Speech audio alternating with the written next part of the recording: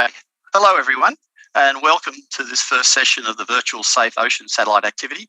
100% of at-risk communities recognised tsunami ready. We're about to start this session. I hope everyone can hear me well. My name is Rick Bailey, and I'm the Head of Secretariat of the Intergovernmental Oceanographic Commission of UNESCO's Indian Ocean Tsunami Warning and Mitigation System, and I'll be serving as your chair for today. My colleague, Angelo Hadea, will be facilitating the live chat and videos. So please put all your questions, etc., in the live chat there. If you have not already done so, please mute your line and phone when you are not speaking. For any response, please wait until the chair yields the floor to you and state your name before speaking. A recorded version of this meeting will also be available to stream on demand. A Q&A session, a questions and answer session, is coming at the end of our forum. This session offers a forum for local and national leaders who've gone through the Tsunami Ready recognition process to share their experience and work to make the ocean safer.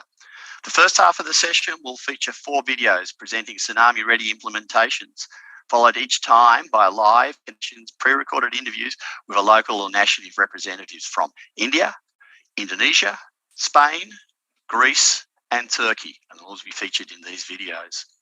The interview will be conducted by an IOC and a Tsunami Information Centre staff member heavily involved in the Tsunami Ready activities. To introduce the communities and local leaders, we will fly together to each community through the interactive Tsunami Ready viewer that the IOC has developed. The second half of the session will involve an interview panel style interaction with all the previously mentioned IOC and Tsunami Information Centre staff and local national representatives. At this time, the audience will be able to ask their questions to the panel of speakers about their experience of implementing Tsunami Ready. Now, let's start with our first speaker on our agenda, Dr. Mishra from India. He is the General Manager of Odisha State Disaster Management Authority. Adito Kodijat, the National Professional Officer of our Tsunami Information Centre in Jakarta, Indonesia, will have a short interview with Dr. Mishra.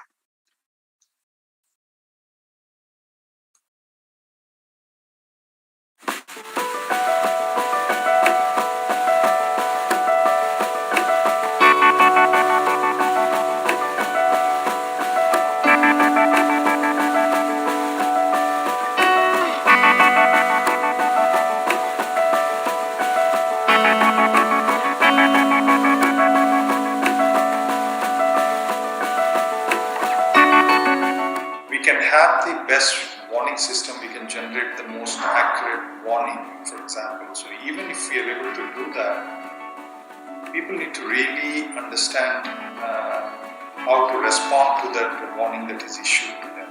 So the Tsunami Ready program has a set of indicators. One such indicators, for example, is whether the communities have a hazard map or a tsunami response map. These 2 communities have met all the tsunami indicators. So this helps communities enhance their preparedness, and the communities are much more aware, they're much more prepared, they are much more resilient. So far, 2 villages have become tsunami ready as per the definition, standards and parameters of UNESCO. We are very happy about it that IOTR, INCOIS and UNESCO have certified 2 of our villages and recognized them as tsunami ready villages, which helps us to take the same concept to all the 326 villages. Then in the villages we have committees or groups of young people who are trained in search and rescue, groups are trained in first aid, groups are trained in psychosocial counseling, and groups are also trained in shelter management. We are quite confident that we will make all our coastal villages tsunami ready in next 12 months' time. We are going to do it because we see the intrinsic value in this tsunami readiness program. The sort of training and capacity development that is imparted to the village, that not only will help them in tsunami situations, but it builds their capacity and enhances their confidence to face cyclones, floods and any other disasters.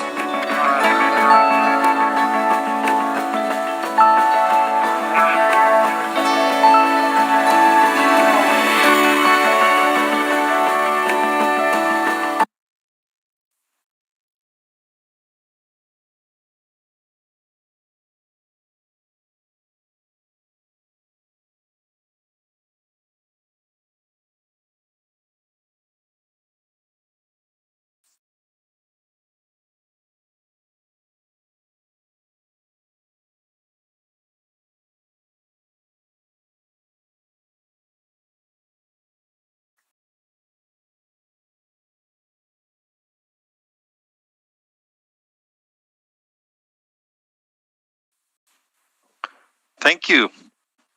Thank you, Rick, and thank you, Dr. Mishra, for being with us today.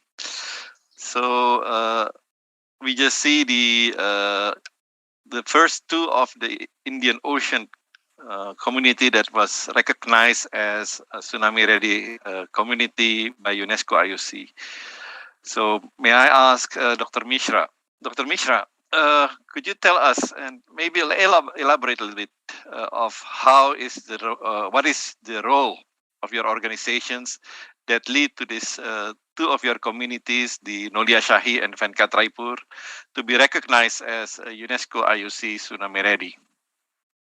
Thank you, Mr. Adito.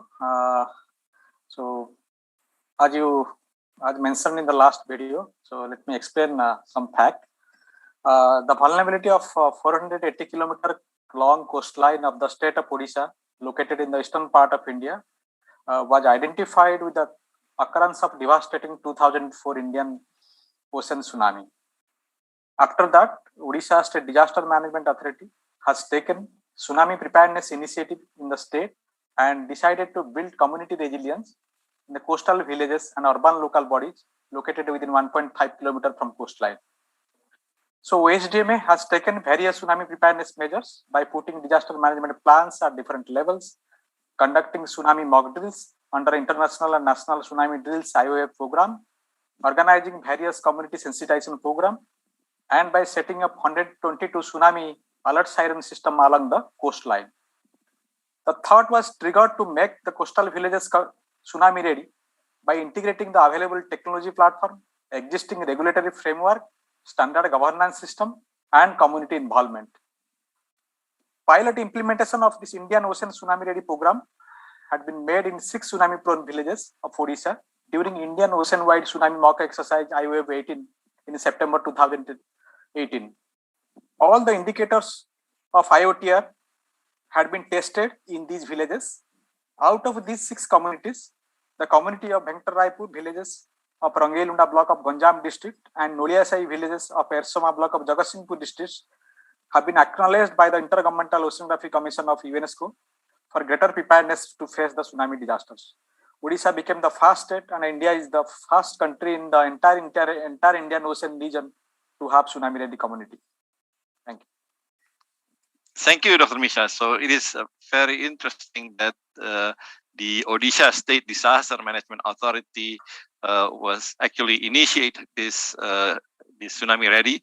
However, continue to work with the local communities in building their capacity. So, what actually inspired your organizations to implement this tsunami ready program? And maybe you can also tell us what is your organization's plan ahead in terms of widely disseminating this tsunami ready in your area? Yeah. So the action of tsunami disaster preparedness was converted to a community commitment through implementation of this Indian Ocean Tsunami Ready program in our state. Our focus was to make accustomed the community realize the real danger of tsunami and drive the preparedness-centric planning. So we engage our communities to prepare their community evacuation plan, identification of escape routes, and making people follow the SOP for saving the lives. Though OSDMA has been actively involved for tsunami preparedness in the state of Odisha since long, the program facilitated us to systematize different preparedness measures in more structured and sustainable manner. The preparedness at community level would be evaluated, and the readiness is ensured by implementation of this program. So the recognition by the UNESCO of our 2 communities is a great achievement for the state of Odisha and for the tsunami preparedness. It will attract the attention of the State Disaster Management Agency of our country as well as other countries also of the Indian Ocean region. So presently, OSDMA is implementing Indian Ocean Tsunami Ready program in all the tsunami prone villages and ULBs as per the indicator of IOC UNESCO. So we greatly acknowledge the support of INCOIS, IoT and IoT WMS for implementation of IOTR program in our state. Thank you.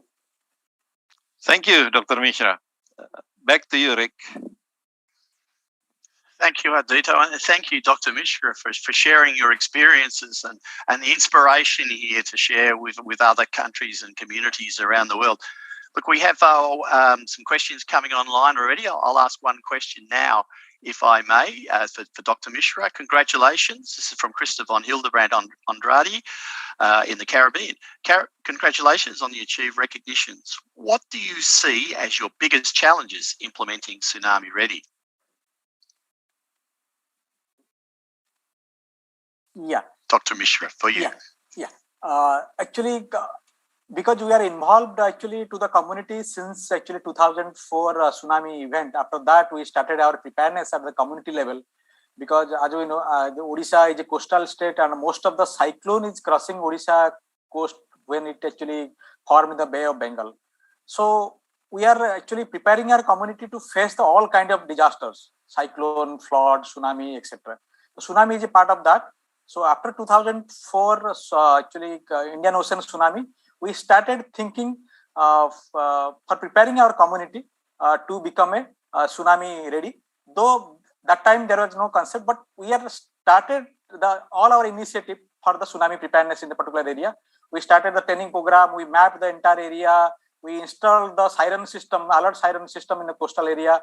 Also planning and actually the preparation of starting from preparation of village disaster community level plans to the state level plan. We incorporated the tsunami as a disaster. Such kind of activities we started. In 2018, when actually there is when IOTR actually when it come to our actually state to implementation of this pilot implementation of this IOTR program in 2018 IOF to the IOF 2018. So that time we realized that it is a great opportunity for us actually to test check our preparedness at the community level. As per the IOTR indicator, whether it is satisfied our preparedness level or not, that we tested. We selected 6 communities, not actually all. We selected specific communities. We tested during this IOF exercise that whether this IOTR indicators is there or not. So based on that, we satisfied all the indicators in all the 6 selected communities, and we realized that we are quite actually confident that so our community can be a tsunami ready.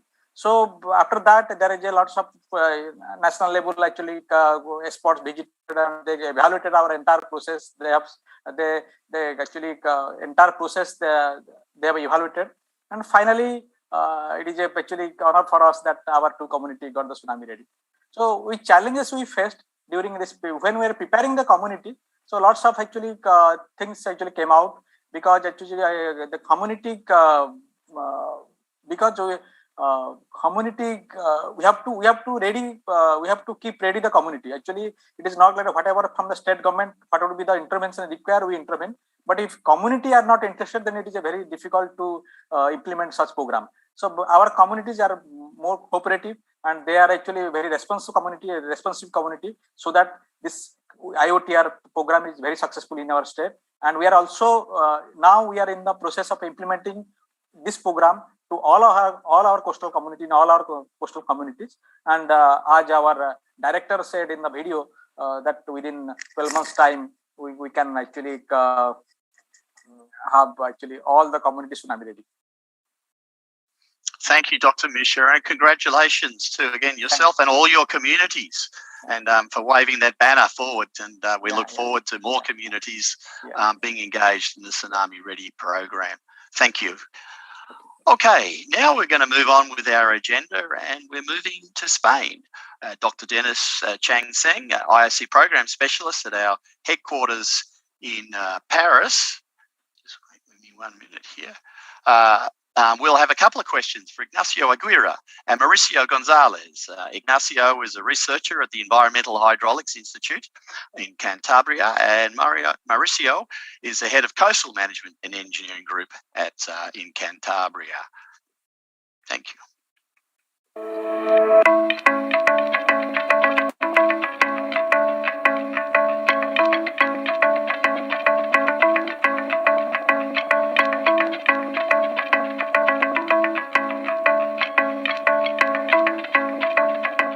Of Samos 2020, tsunami has really shown that the level of education and awareness on tsunami risk is generally low in the Mediterranean region. This new European Union project will support education and awareness on tsunami risk, but most of all, it will support the establishment of tsunami-ready recognized communities in the Mediterranean region.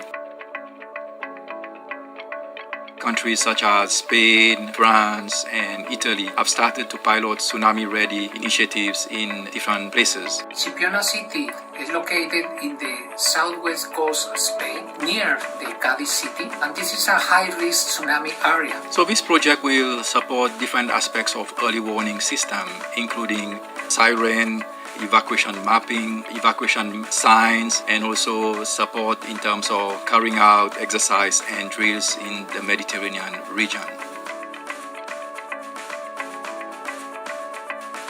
The objective of these evacuation exercises is to define some evacuation times for different groups of people.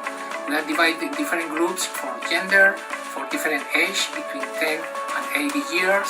The idea with these exercises is to obtain some time for the evacuation, different slopes and different difficulties in the roads, and the idea is to include this in the numerical evacuation model that we are developing to prepare Chipiona in front of tsunamis using the Tsunami Ready program. Our target is to have at least 7 tsunami-ready recognized community sites by the year 2023, and this will contribute to 100% tsunami-ready by the year 2030.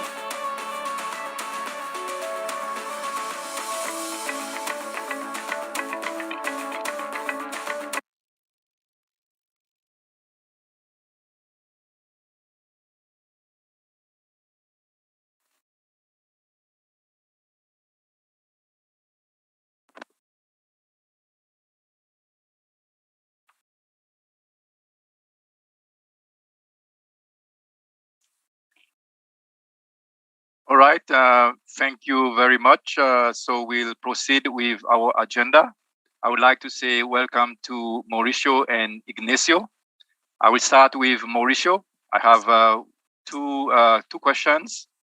We know that Chipiona is the first city in Spain declaring interest to initiate Tsunami Ready. So who has supported the initiative and why?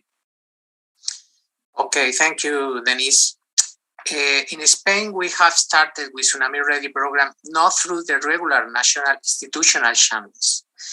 We have tried a downstream approximation from central government to communities, but it has been so slow without relevant advances. So we have selected the big challenge that we have, that we decide an upstream approximation starting with the preparation of the community at risk. We have selected in Chipiona, the Chipiona city near Cadiz, because this is located in a high tsunami risk region. Chipiona is 20,000 population city. This population can be double or triple in summer with different economical activities. Additionally, the city has a very enthusiastic mayor convinced about the importance to prepare the city to save lives. Who he has been motivated and accept the big challenge to prepare Chipiona for Tsunami Ready. The tsunami team at the University of Cantabria, with own resources, began the process of preparing Chipiona as a Tsunami Ready community, developing the flooding maps, developing the evacuation maps, and conducting participatory workshops to validate maps and in field and with the community. So the municipality has been providing required data to prepare the thematic maps, and it is developing an emergency tsunami plan. Thank you. Thank you very much, Mauricio. So I will now move on to ask questions to Ignacio. So Ignacio, you are currently the co-chair of Task Team on Tsunami Ready. This is the latest group formed in our ICG, NIAM TWS. So you are also working in terms of the Coast Wave new project in Mediterranean region. So the question to you is, in your experience in implementing Tsunami Ready in Chipiona, what are the main challenges you are faced? Okay, hello, Dennis, and hello, everyone, and thank you very much for this question. Indeed, we have faced some challenges in implementing Tsunami Ready program in Chipiona. In this short interview, I can only highlight some of them, not necessarily the most important ones. For example, at the governance level, the coordination between the different levels of disaster risk management policy, from national to local government, is a challenge, both in terms of coordination, administrative procedures, and even legislative periods. Needless to say, tsunami disaster risk management must go beyond political, temporal, and geographical boundaries. I think another important challenge is related to funding for the implementation of the process. In my experience, I found that communities do not have or cannot dedicate sufficient funding resources to cover all necessary steps or phases of the Tsunami Ready program, probably linked or related to the fact that tsunami are low probability hazard events and are not like a prioritization in the agenda. Finally, maybe from a more technical point of view, data collection at the local level, either from primary or secondary sources, is another important challenge which may increase efforts and funding needs for the development of numerical tsunami inundation models and also for a definition of optimal evacuation routes and design of evacuation maps. Thank you, Ignacio. I would like to ask you one more question. So we are implementing Tsunami Ready in Mediterranean region, including Chipiona. So how do you describe the benefits, the long-term benefits of doing this actually? Thank you. Okay, Dennis, thank you very much again for this question. The first thing that comes to my mind when you ask me about the benefits of implementing the Tsunami Ready process in a community is like all our benefits. It is true that efforts need to be made, especially by local managers, but then the first and foremost benefits is simple to express. We have a community better prepared to cope with tsunami risk, and this will contribute to minimize the potential loss of life and even property during a tsunami. Another major benefit to be highlighted is the development of the Tsunami Emergency Response Plan, as well as the review of early warning, planning, management, and coordination systems from the national to the local level, all being done during the Tsunami Ready process. This also includes the communication flow from the first warning message until the message reaches the general population. At the same time, preparation for other hazards is also strengthened as the emergency plan for the community is reviewed as a whole during the Tsunami Ready process. In another sense, Tsunami Ready recognition also implies that safer and tsunami-prepared communities are a guarantee for safe tourism and investment. And finally, I'd like to highlight that the strengthening of the role of the population in the local tsunami risk management process, as described in Tsunami Ready program. The population is involved in the whole process, which leads to greater trust that will facilitate a more effective response, as well as create a greater sense of community. Thank you very much, Ignacio. I think somehow I heard something about a safer coast, safer ocean at the end. You talk about safer tourism. So thank you very much, Mauricio and Ignacio. So over to you, Rick. Thank you. Thank you, Dennis. Thank you, Ignacio and Mauricio, for sharing your experiences there, particularly how to motivate the communities. And then the benefit from it, this awareness is so important to preparing communities. So thank you again. Okay, now we're going to fly over to Jakarta, Indonesia, where Adito Kodijat, as I mentioned before, a professional officer at the Tsunami Information Center in Jakarta, will have a short interview with Mr. Anis Reza. Now, Anis goes with the nickname of Abalala. He is the lead of the Community Disaster Preparedness and Mitigation for the Lebak community.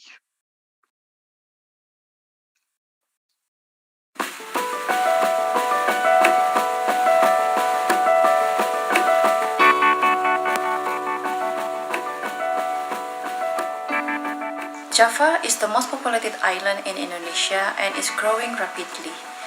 The south coast of Java is facing directly the Indian Ocean and thus facing the risk of a megathrust tsunami.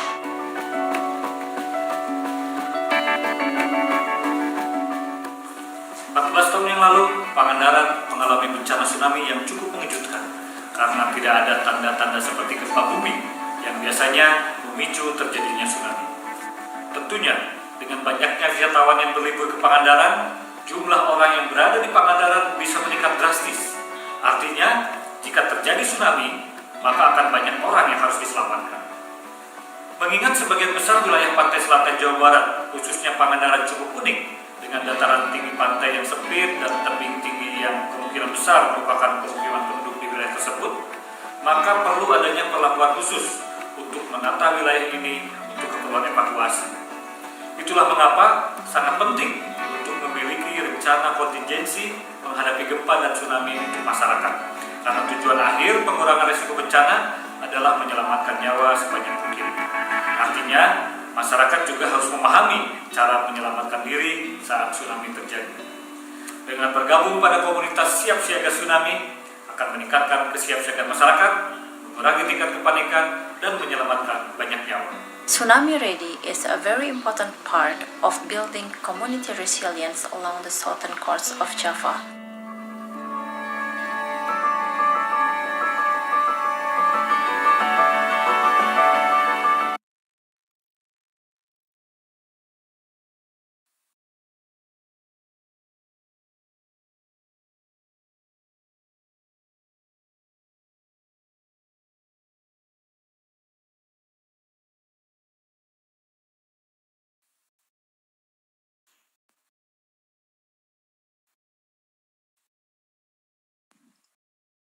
Thank you. Thank you for joining us, Mr. Anis Faisal Raza. As Nick mentioned, we usually call Mr. Anis as Abah Lala. Abah in the Sundanese means actually the persons that is respected, or elderly or fatherly figures, and Lala is actually his nickname. Abah Lala started the initiative of Tsunami Ready in his community. So I have a questions for you, Abah Lala. Can you tell us what were the biggest challenges in implementing Tsunami Ready in your community? Thank you, Mr. Ardito. Within our community, the literacy level and economic condition is relatively low. This led to the low priority and even neglecting preparedness and mitigation. Many see disaster as part of their fate, and they tend to accept or give up to disaster. So, in implementing Tsunami Ready, for me, the biggest challenges were to convince and to get the buy-in from my fellow community to start to work on the Tsunami Ready indicators. I'm very lucky that I had the support from experts from the university, young professional volunteers, such as the Inspire Alliance, and the responsible agency that help communicating the risk and building awareness. The second is to convince that we should not give up to faith. We can reduce disaster with preparedness. Once there was overcome, the remaining was relatively less difficult, but still not easy. That's Thank you, Abah. I understand that the start is actually the challenge is actually to start, especially within your community, understanding the culture, where it's actually taking disaster as part of faith and giving up to disasters. So it was a really big challenge for you. So I have another question for you, Abah, and so. What is actually the most critical things that you consider as the key success factor of implementing this Tsunami Ready? okay. Thank you for this question. I think this also relates to the first question. So the key success was being persistent, committed, and have collaboration. As we know, many of our community brothers and sisters are living in the tsunami-prone area. I and my team refused to give up, even in the most difficult time. We were committed. We look for different ways to convince and work with the community to build their awareness. We tried to bring the positive vibe to build understanding. As I mentioned before, collaboration with the different stakeholders open many ways and opportunities for us to work on this. And let me add one more, which is time. We need to be patient, as everything needs time. There is no instant preparedness. Thank you. Thank you, Abba. Very interesting. So this is really interesting because we look this from the point of view of the community. So I think the 3 points or the key success factors you mentioned, which is persistence, committed, and also collaborations. And you mentioned in both that collaboration is something that is very important. And I'm actually also very intrigued with your last comment, which is time. I agree. In building up the Tsunami Ready community, it did times, and also I agree that there is no instant preparedness. Everything needs to go through a certain process to make sure that the level of preparedness is there and it can be sustained. So once again, thank you very much, Abdallah, and it was very nice working with you. And let's continue the work. Thank you. Back to you, Rick. Thank you, Ardito, and thank you so much, Abalala, for sharing your experiences as well with us. That the leadership there, of course, is important, and of course that as Dito also mentioned there, collaboration. There are many agencies, many disciplines involved here, so collaboration is extremely important. So thank you again. Terima kasih. Okay, now we move on. Now, our next national leader is from Greece, Dr. Nikos Kaliagris, and he's the principal researcher at the Institute of Geodynamics, National Observatory of Athens in Greece. He will share his experiences on Tsunami Ready in Greece. He's been working on implementing the Tsunami Ready program with the Last Mile and the Coast Wave projects. Dr. Deria Venin, Associate Project Officer of the IOC and UNESCO headquarters in Paris, working on the Coastway project and the coordinator for the Nîmes region. So she's going to walk us through with some questions here. But the goal of the project is to implement tsunami recognition program in 7 communities by the end of 2023. And Dr. Deria Venin will pose some questions to Dr. Kaliagris. Oh, thank you.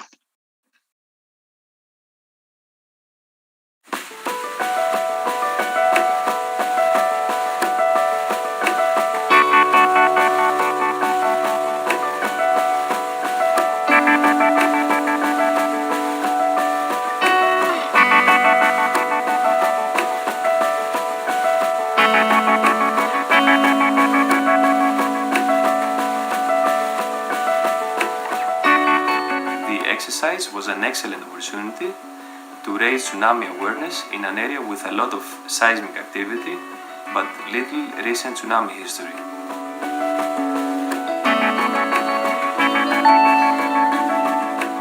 Local communities need to have tsunami response plans supported with regularly tested standard operational procedures so that they know what to do during a real event.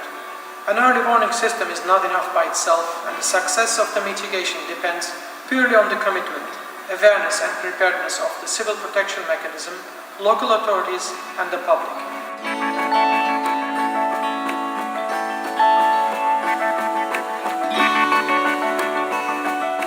The exercise achieved 3 things: test the local emergency response, test the pilot alerting system, and raise tsunami awareness of the local population.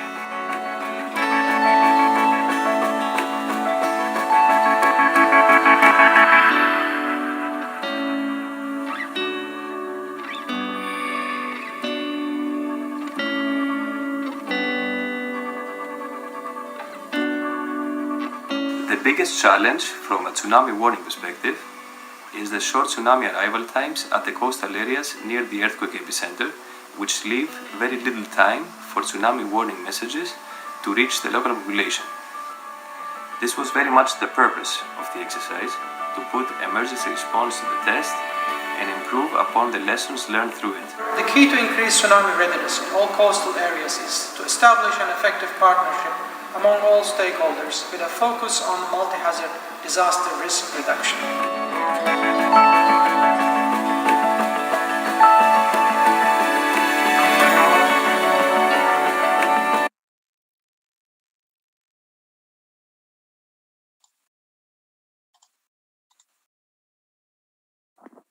Thank you, Rick. And thank you, Dr. Kaligaris, for arranging a time for the live interview today.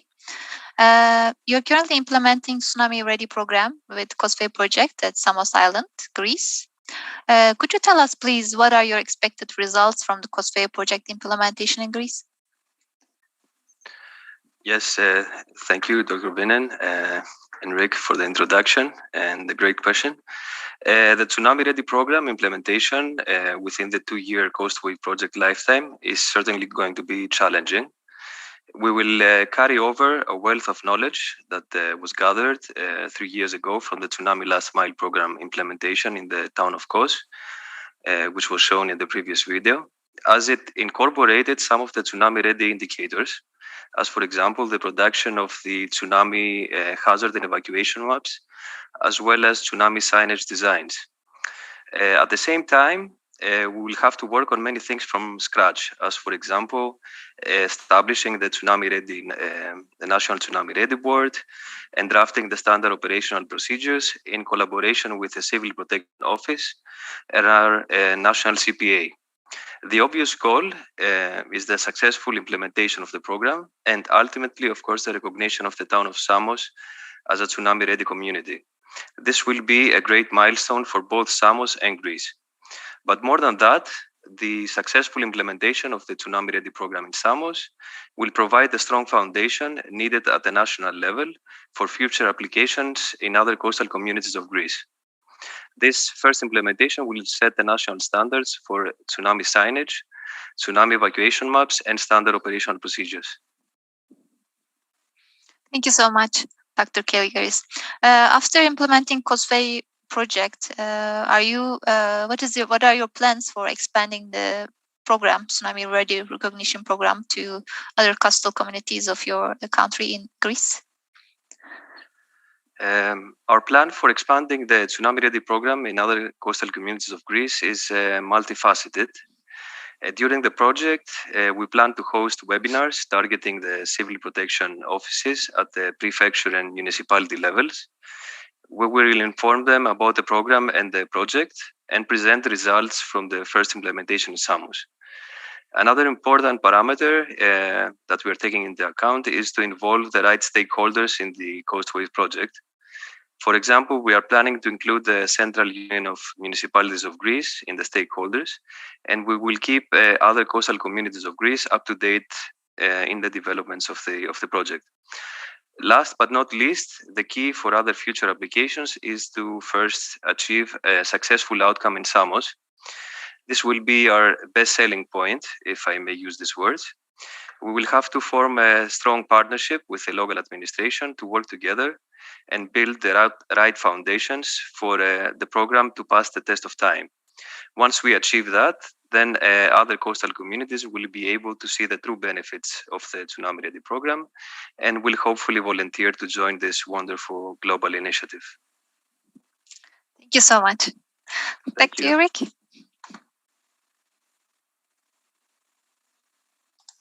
Here I am. Thank you again. Thank you. This is just wonderful, just learning from communities and seeing what is happening again around the world and inspiring other communities within your countries and other countries all about.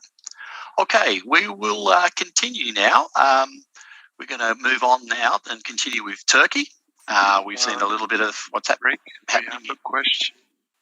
Oh, we have a question. Pardon me. We have a question here. Let's see. It's coming late on the thing now, but okay. Nikos, we have a question again from Christian von Hildebrandt van Drade.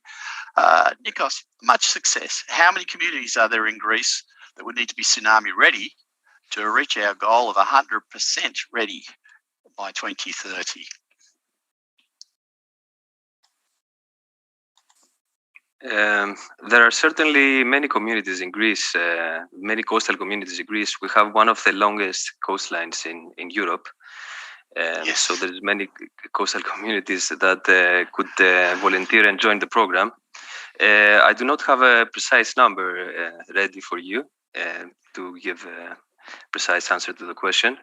But we have to take it one step at a time, and first have the successful implementation in Samos, set the right foundations, and then hopefully we will achieve a much bigger pool of volunteers to join the program by 2030.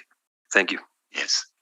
Yes, I'm sure you've done the important step of getting a start here, and that'll no doubt get momentum as all the other communities see what a worthwhile activity it is and how well you've done. Okay, thank you again, Nikos. Thank you. Okay, now we'll continue with Turkey, and we've seen a bit of what's happening in Turkey in the previous video. Turkey has 17 communities in Istanbul which are getting prepared to be tsunami ready. Now I'm going to try and pronounce this next one,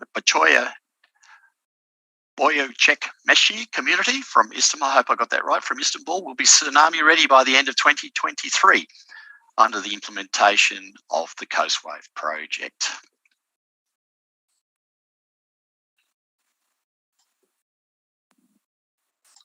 Okay, now we can see where yes. communities are. Thank you. Actually pronounce it as Büyükçekmece.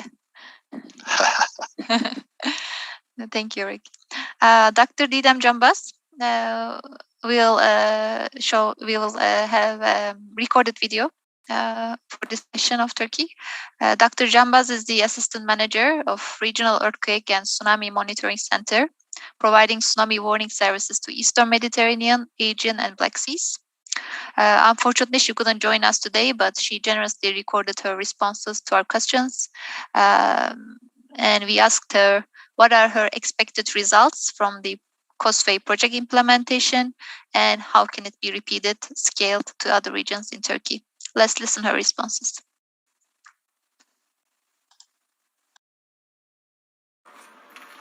One of the expected results of COSWAVE project will be to establish a national tsunami ready board in Turkey. The key members of National Tsunami Ready Board will be consist of the members from COERI, METÜ, and also from selected major stakeholders of Last Mile Project Bodrum and Tsunami Action Plan of Coastal Districts of Istanbul Metropolitan Municipality and Ministry of Interior, AFAD, coastal municipalities, port authorities, tourism sector, and other stakeholders. The participation of the representatives from the ministry level and municipality level authorities will strengthen the efficiency and guidance of the National Tsunami Ready Board. According to the physical and geographic conditions during and after COSWAVE project, the NIMTWA Tsunami Ready program is planned to be applied other coastal districts of Istanbul Metropolitan Municipality in Marmara Coast. In continuation, the application of the Tsunami Ready program will be extended to first Izmir Metropolitan Municipality and possibly to other coastal cities in Turkey.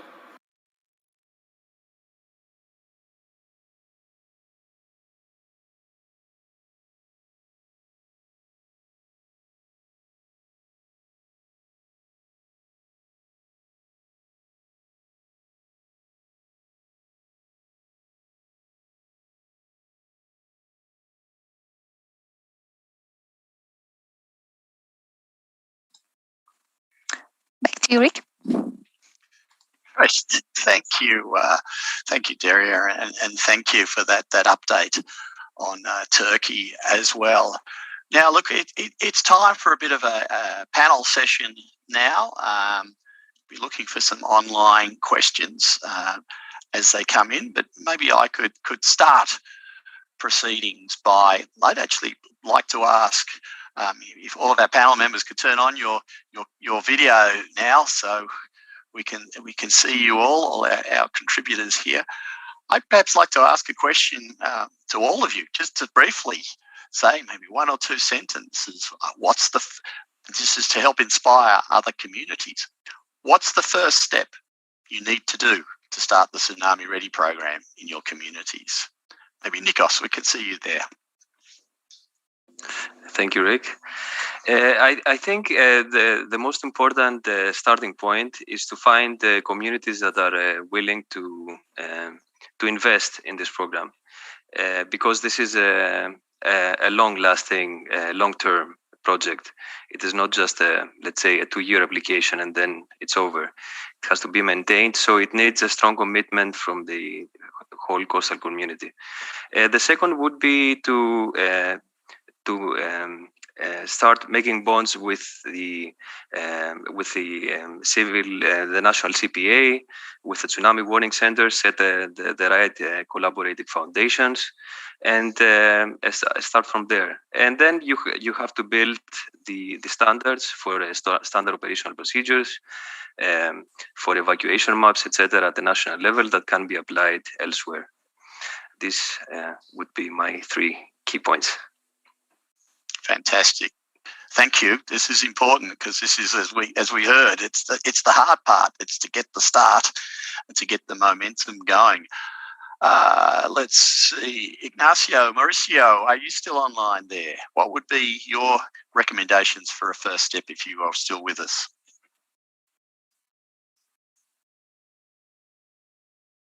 Well, I really agree with Nico's first point, especially. So we need to find those communities that are really willing to be part of this process. So persuasion, and also time. It's a very so response is not imminent, as was also previously said. So you must be constant, and you must be even from a political point of view. For example, in our experience in Chipiona, the mayor who is really enthusiastic with the process, need to be constant and conscious, because he is also receiving not all good news from everyone. You know, you come into politics and so on. So this is another important point. So enthusiasm, willingness to be part of it, and also I would add a truly committed and enthusiastic local focal point, which indeed we already have in Chipiona, and we are really grateful to him. Yeah. Okay. In my opinion, I agree with Nacho and Nikos. I think it's important to involve the regional and national authorities in this process. It's fundamental. And I think the other part is to try the continuity in the time of this validation of the tsunami rate, because the politics change and it's very difficult to maintain this in the time. Yes, that's a good point. It's a constant changing, isn't it? When we talk down to local governments, regional governments, yes, it's important to keep a constant contact there. Dr. Mishra, if you're still online, do you have a suggestion for the first step? Yeah, I agree with actually Mauricio that there are a lot of investments would be required to actually have this, because you have to set up a automatic communication warning system. So that needs investment. Second thing is you have to actually focus on for actually preparing your community. But initially, you have to actually go to the community and actually make them involved in the entire process. So without community, this program could not be possible. So involving community is also main criteria for this. So we have to keep both the things. Yeah. Yeah. I think that's, again, a good point. You made that earlier too, that the engagement of the community is a key issue here. To get that engagement, that involvement always goes well in these sorts of activities. And I'll ask the same question just to Abalala, if you are still with us. What would be your recommended first step? Okay. I always think that someone or a group or a community has to be persistent. They have to be committed.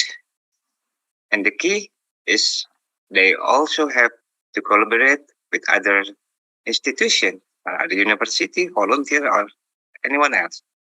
That's my suggestion. Okay, thank you, Terima Mikasa. Thank you for those answers. We have an online question here from Louis Matias. What about long-term sustainability of tsunami-ready initiatives, given the political cycles and other time-varying constraints? is a refreshment of the status plan. Periodicity. Okay, this is this is the next challenge. Once we get started, would one of our representatives like to propose an answer to this very good question?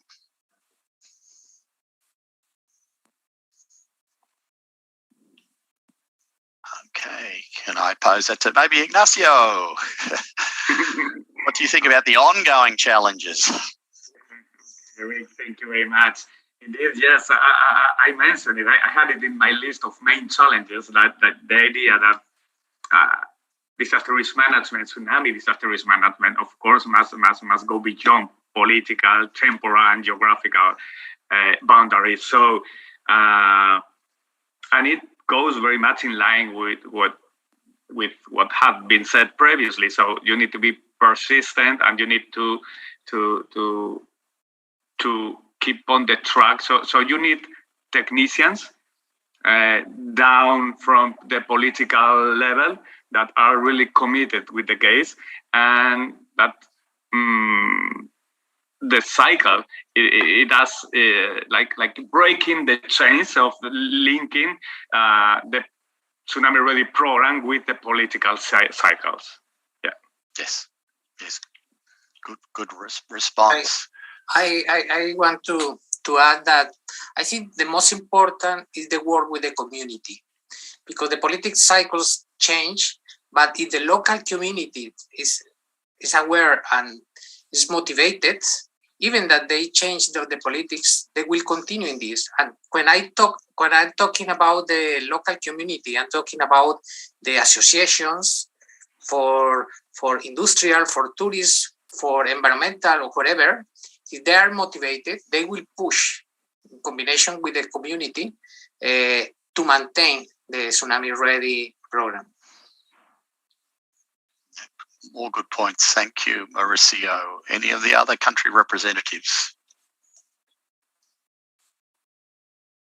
Maybe I could ask the same question to our IOC colleague, particularly here, the periodicity, how often this has to be refreshed. So Ardito or Dennis, would one of you like to comment on how this certification is going to progress?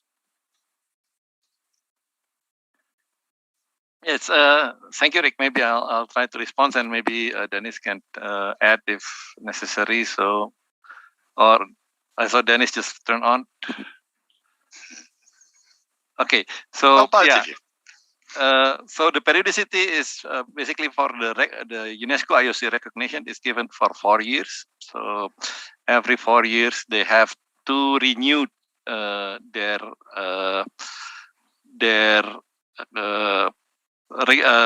recognition, and for that there is always a review as well as verification to make sure that the level of preparedness based on the 12 indicators that they have built is sustained. In addition, as you know, in each of the indicators, there are activities that they have to do every year. For example, on indicators number 8, they have to do exercise at least every 2 years. In indicators number 7, they have to do outreach activities, at least 3 outreach activities per year. So that sort of things needs to also be reported so that we can actually monitor whether the 12 indicators that they have built or the level of preparedness that they built based on the indicators are actually sustained. And then every 4 years, we will either renew their recognition, or their recognition needs to be upgraded, or so forth. It will be done every 4 years. Thank you, Ardito. Dennis, did you have something to add to that as well?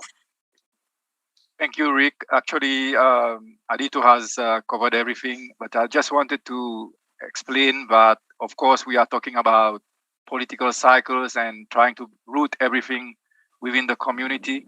But I would like to also mention, we are now more or less all talking about having focus in terms of when we have regional exercise for tsunami. So this will coincide with it, and this will make it kind of sustainable. So this is one of the process that we need to follow and try to work together. But of course, in Mediterranean, Northeast Atlantic, and Connected Sea region, we are now moving towards this phase of having tsunami ready. So we don't have proven experience yet. So this means all the issues about the cycle and getting to test everything is part of the experience we are going through right now. So maybe in 2 years' time, there will be more experience and we can share it with everyone. Thank you. Yes, thank you, Dennis. Yes, it's the story of the tsunami program, isn't it? We all learn from each other, and then we all take those advantages, those lessons learned, and we keep building it into the program. So sharing experiences like this from yourselves as national representatives here really helps. To get things going. There are always, each country might have different hurdles too. There might be different legislations, different community arrangements, etc. So we modify each of our countries to how we would best implement it. But again, it's still good to learn from what our other colleagues have been doing. Well, we're nearly towards the end here. I can't see any more questions unless, Angela, is there any more coming online? I don't think so. We're nearly, our time is nearly up. So at this stage, I'd like to thank you all, our community representatives, of course, our interviewers, and everybody behind the scenes putting this activity together of sharing. I'd like to thank all our online participants for joining us for this virtual Safe Ocean Satellite Activity meeting. We certainly hope this inspires more communities.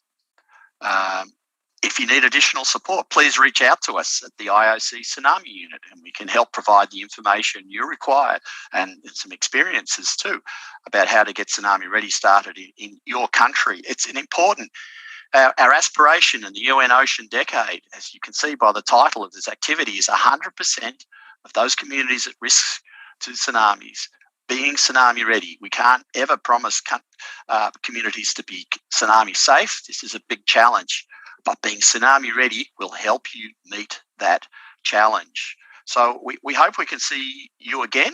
Obviously the time zones are very different. The whole idea is to capture communities from different parts of the world as we go to the next session of this activity, which will actually be not too far from now, but 1700 to 1800 UTC. So we hope you'll join us again for that. And again, thank you to everybody for today's session. Thank you. Thank you. And goodbye. Thank you, everyone. Bye. Thank you. Thank you. Thank you very much. Thank you. Thanks, all. Hello. My name is Bernardo Aliaga, and I will be your host for this webinar. This webinar is mainly focused on the Caribbean, Pacific, and Latin American areas. And we will be hosting a distinguished number of experts and particularly practitioners from the communities that have been going through the experience of developing recognition of a tsunami-ready community. We will be running 2 minutes short videos for each of the communities that we're visiting today, and immediately after there will be an interview between 2 colleagues, one from the community and one from the Tsunami Information Center, or from the IOC staff. We are in the middle of an adventure, which is the UN Ocean Decade of Science for Sustainable Development, and one of the outcomes of this decade is to get a safer ocean for everybody. And the tsunami program of the Intergovernmental Oceanographic Commission has proposed to get as one target of this decade by 2030, 100% of at-risk community recognized as tsunami ready, then having improved their preparedness to face this natural hazard. The ocean, as you know, and as we have witnessed, has tremendous power and is capable of devastating coastal communities, ecosystem, and economies. So, Safe Ocean laboratory like this one seeks to discuss these issues relating in relation to mitigation of preparedness of communities to ocean hazards like tsunamis. This session offers also an opportunity to share highlights from how these communities have been going through the process. We hope to share with you the elements of their tsunami-ready recognition process and how they can proudly attest their work on making safer their communities. We will be traveling to these communities using a web-based tsunami-ready viewer, which is a tool that we developed to provide a visual representation of where tsunami-ready communities are being recognized or in process of recognition. Then we will be having a final panel. The webinar is scheduled for 1 hour only. After the visiting 4 or 5 communities, we'll go to question and answer, and I ask you to please use the question and answer tool down in your Zoom screen, or send us a message or an email if you wish to put a question, and hopefully you can identify who you would like to respond to your question. Then I will then start with Puerto Rico, and we will then first introduce for this community a short video featuring their experiences, and then after that we will ask a colleague from the Tsunami Unit and the Caribbean Tsunami Information Center to introduce the interview. Angelos, please go with the video. Thank you.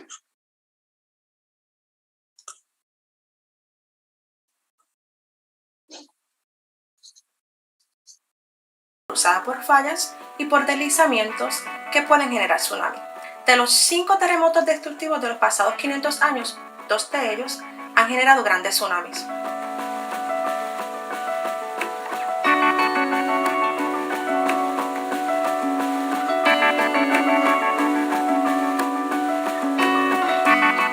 Los tsunamis pueden llegar a la costa en minutos, por eso es necesario que las comunidades estén listas para responder y desalojar rápidamente, tanto para señales naturales como para alertas oficiales.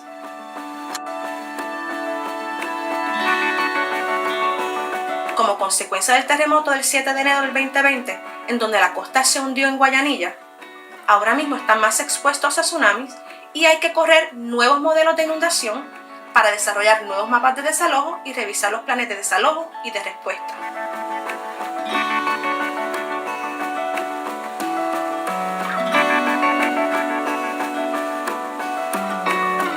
Pero lo que representa el mayor reto es el empoderamiento, tanto de las autoridades como de la población, que preparen sus planes, que participen en actividades como el Caribe Way y el Shakeout y que sigan mejorando su parte de preparación para que de esta forma podamos tener ciudadanos más resilientes y Tsunami Ready.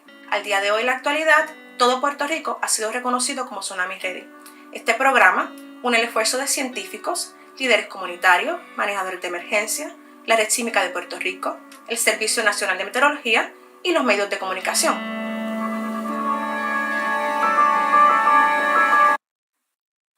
Great. Let me introduce Ms. Alison Broom. She is Coastal Hazard Officer at the Caribbean Tsunami Information Center, and she's based in Bridgetown, Barbados. Hello, Alison. Thank you, Bernardo, and good day to all of our viewers and across our various platforms. It was very interesting to see the video from Puerto Rico and the community of Guayanilla, who would have, the residents would have participated in the Tsunami Ready program, and of course the work that has been done by the authorities. One of our key panelists today from the Caribbean would be Miss Wildia Maris Gonzalez Ruiz, and she is a Tsunami and Earthquake Special Assistant to the Commissioner of the Puerto Rico Bureau of Emergency Management. She has been one of our local champions. She has worked with Tsunami Ready in various capacities, and it's our pleasure to introduce her and also to find out from her a bit in terms of what elements does she consider to be the most unique and innovative about the approach to Tsunami Ready in Puerto Rico? And of course, what are some of the key recommendations for other communities? And we also have a pre-recorded video from Ms. Gonzalez Ruiz, and we'll ask the technical team to share with you. And that video will address the question that I just asked. Thank you, technical team.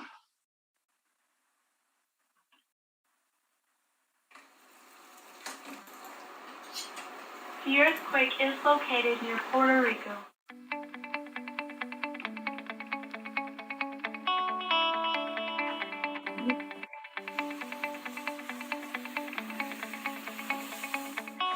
In Puerto Rico, we start our journey with our first community Tsunami Ready in 2006.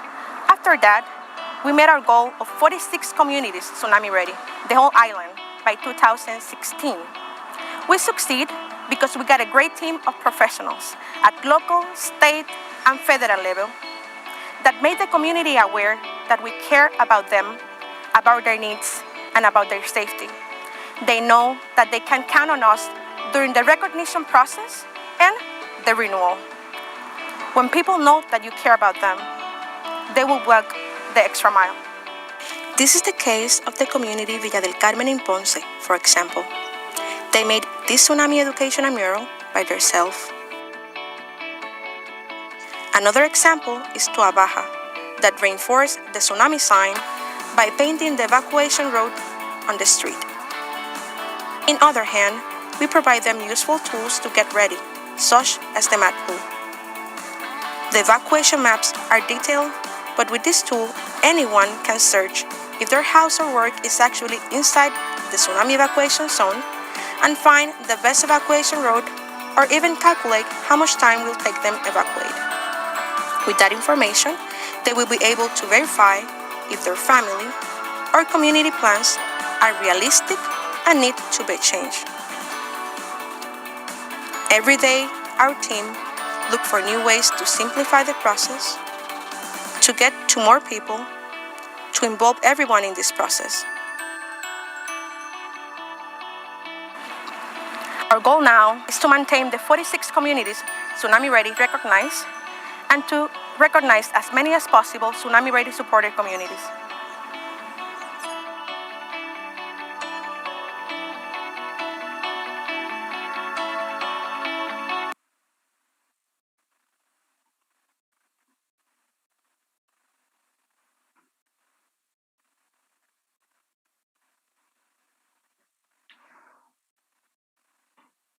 And thanks to the technical team, Vildamaros. I'll now turn back over to Mr. Bernardo Aliaga.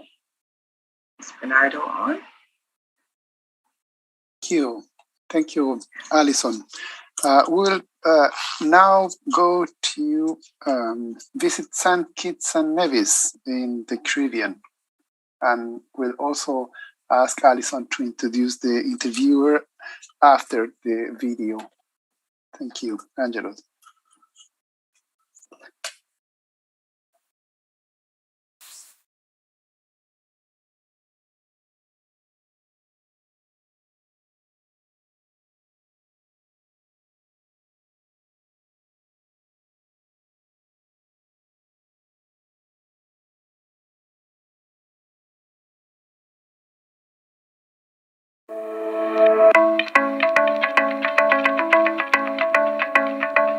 If we're not ready, hundreds of thousands of people could lose their lives.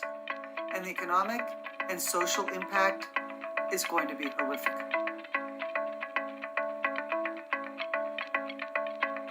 Working with St. Kitts and Nevis has been inspiring and motivating. It shows maturity on our part as a state in addressing our hazards and taking important steps to mitigate the impact through educational awareness, simulation exercises, and civil engineering activities. Being tsunami ready is an international recognition and or status that establishes our country as a benchmark for others to follow. The goal of the UN Decade of Ocean Science to make 100% of communities at risk prepared and ready and resilient to tsunamis by 2030 is daunting and audacious. It is going to take a lot of resources, but it's the best way to save lives when the next tsunami or other coastal disaster strikes our shores. Tsunami Ready has not only given them the tools to deal with tsunamis, but many of the other coastal hazards the communities face. One of the achievements in becoming tsunami ready for us here in St. Kitts and Nevis was the ability to enhance our disaster preparedness and response national mechanism. That was very vital and critical in also encompassing coastal hazards. The international assistance also enabled local staff to be exposed to the best practices and knowledge transfers while interacting with the other professionals that were critical to our successes.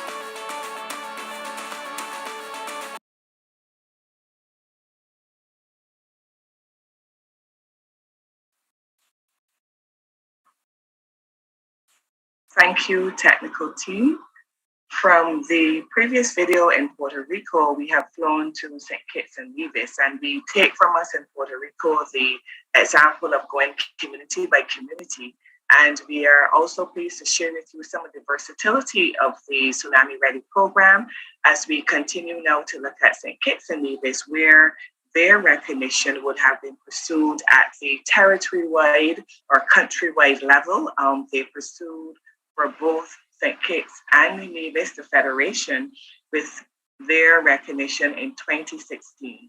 And the video we have just seen from the 2021 World Tsunami Awareness Day has highlighted the level of international cooperation and the national leadership that has been involved, which are some of the key elements of Tsunami Ready.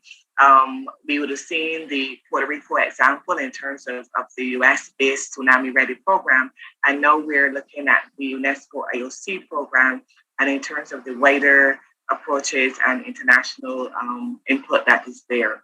So it is our pleasure to introduce Ms. Clarissa Lively-Stevens, who is the Deputy National Disaster Coordinator at the National Emergency Management Agency in St. Kitts and Nevis, NEMA.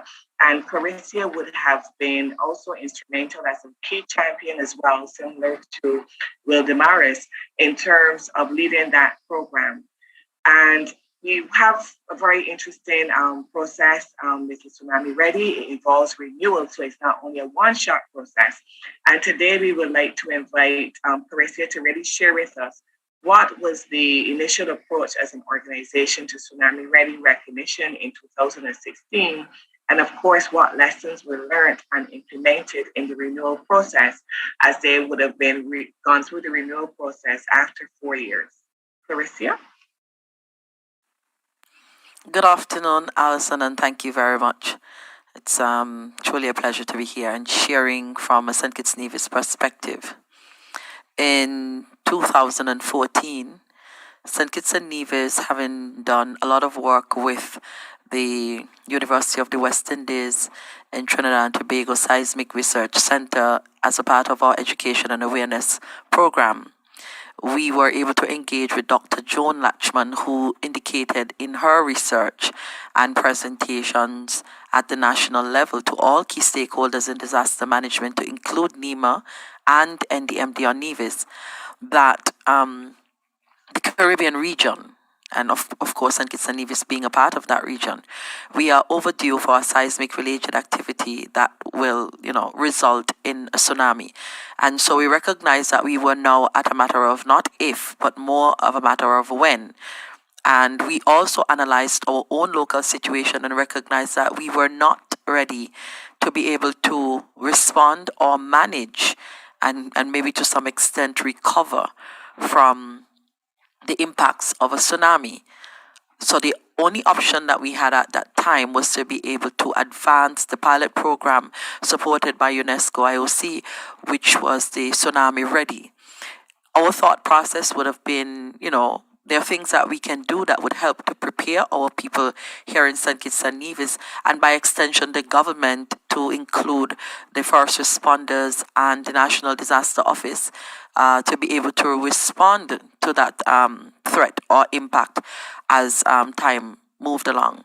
We also recognize that we lack key and critical infrastructure that needed to be in place that would allow us to respond and be efficient in that response.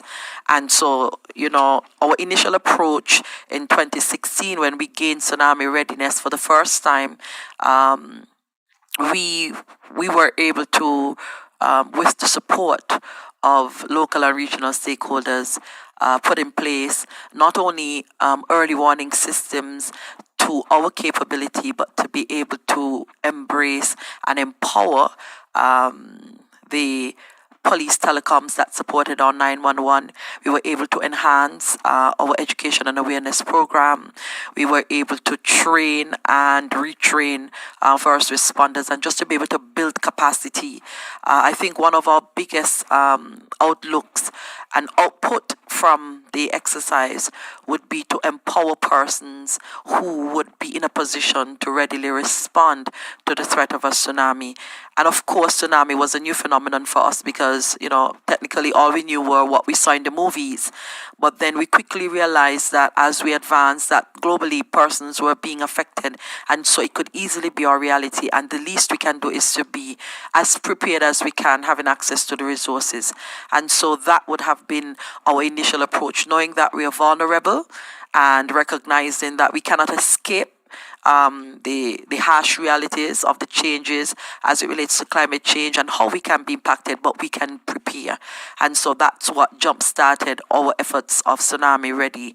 And uniquely, we were able to advance Tsunami Ready as a twin island federation. And so instead of using our communities, we were able to gain readiness as a federation, both St. Kitts and Nevis overall. And I think that, even though it was a lot of work, it really put us in a position that we were all on the same page and we had the resources and we were equipped to be able to start the process, to be able just to empower and better position St. Kitts and Nevis to be able to respond to a tsunami. And then when we look at the lessons learned coming out of the renewal process, because we really liked the direction and the position that, that ready recognition would have put us in. I mean, when you look, for example, we were sitting on working group number 4 for the Caribbean EWS sessions, and that in itself exposed us to the opportunities that we can now have specialized training in terms of GIS mapping, which are tools that we need to be able to provide us with the tsunami inundation maps. And a lot of that work was done locally through our physical planning department. We were also able to use the Tsunami Ready recognition to inform government in terms of land use policy. For example, in St. Kitts, with our own analysis, we recognized that most of the government critical infrastructure were in the tsunami hazard zone. And so we were able to inform government in making these decisions. Let's consult the map, which is an excellent tool.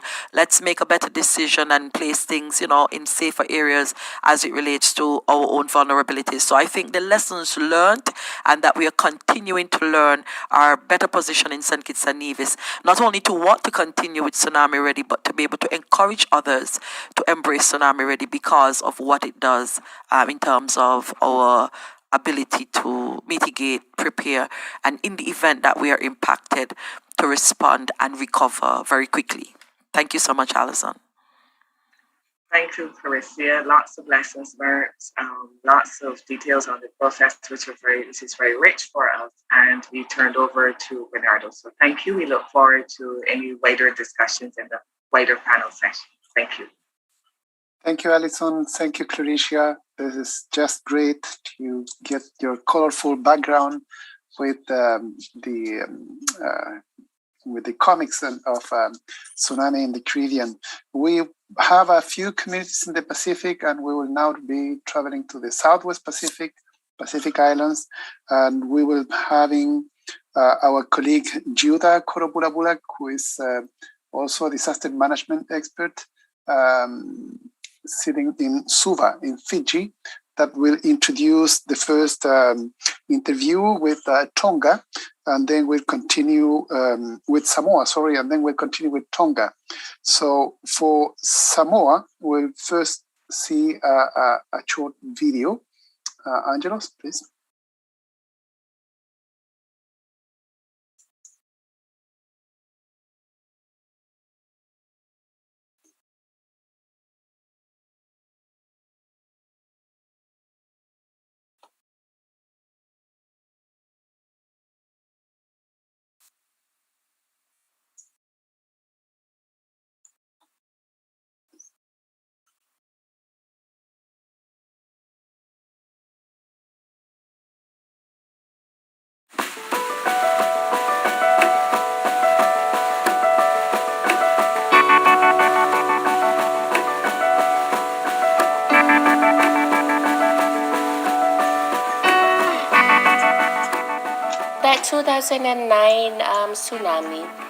That 2009 tsunami devastated the country. It killed a lot of people and left a lot of damages for Samoa. 70% of our population and schools are located on the coastal area, and that's why it is important that schools, communities must be tsunami ready. Part of Samoa's preparedness programs is the development of schools' disaster risk management plans. Whether it is a natural disaster or a pandemic or a man-made disaster, you need to be prepared. And part of that message, be prepared, is develop a plan and have a plan in place.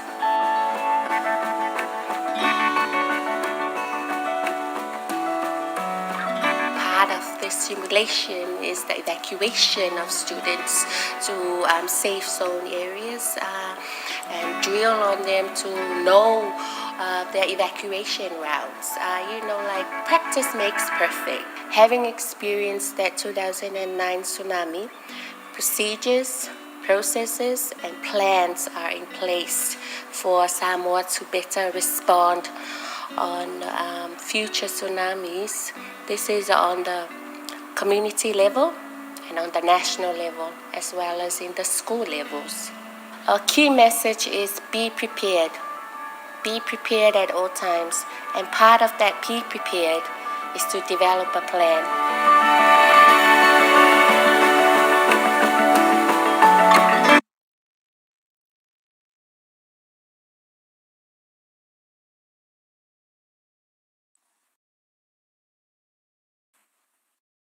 Malapilaka, and good morning from Fiji, and good evening to and good afternoon to those of us who from the other side of the globe. So at this juncture, I will kindly introduce Ms. Josephina Chang. She is the Principal Disaster Risk Reduction Officer from the Samoa Disaster Management Office. Talofa, Josephina. Talofa, Juta. Talofa, everyone. Good morning from Samoa. It's quite early here in Samoa.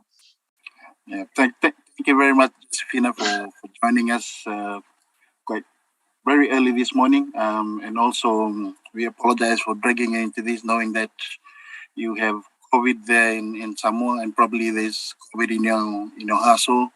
But we're very grateful for you being here with us so that you can share some of the experience that you have with the Tsunami Ready from Samoa. Knowing that Samoa have the only community that has been officially recognized Tsunami Ready in the Southwest Pacific, the community of Savai, and also noting the video that we've seen.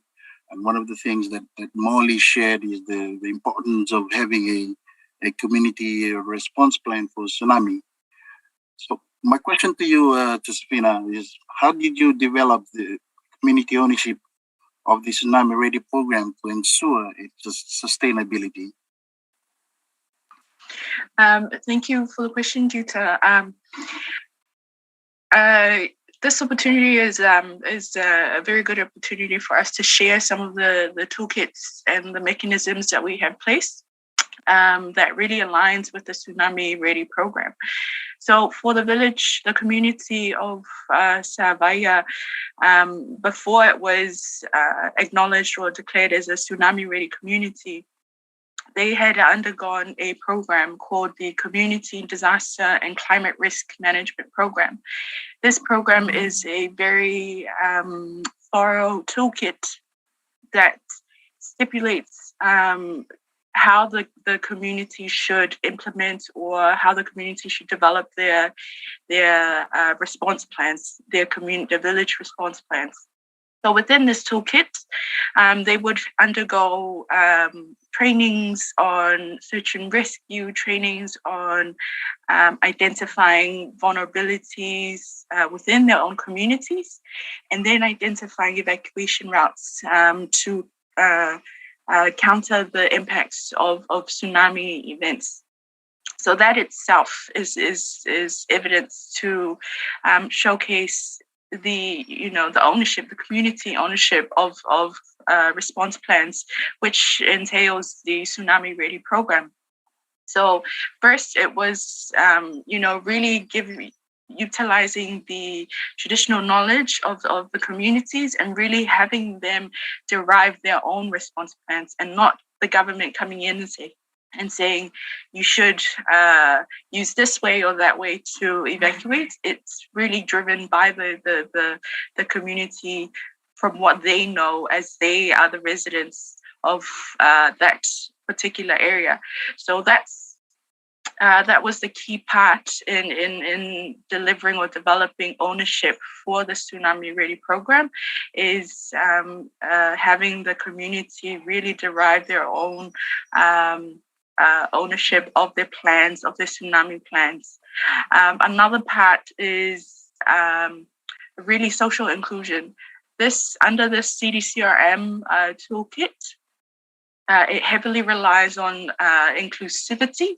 So making sure that all members of the community were present during these consultations, during these plan development stages, and making sure that all the voices were heard, and making sure that responses were tailored or were inclusive of all the vulnerable groups. So these were the key aspects that we saw that really, really helped in making sure that there was ownership of these response plans, and really ownership of having, the title of being tsunami ready, being a community that is tsunami ready. Thank you. Thank you, Josephina. That's quite enlightening, given that what you shared with us is not only that Tsunami Ready is a program in isolation, but it's something that was built on other initiatives within the community. And also one of the key messages from your response is how the community identified how the various programs that are implemented by DMO that complement each other and that could build on their resilience. So very fantastic answer, Josephina, and also very enlightening to see how Tsunami Ready can be built on other existing programs.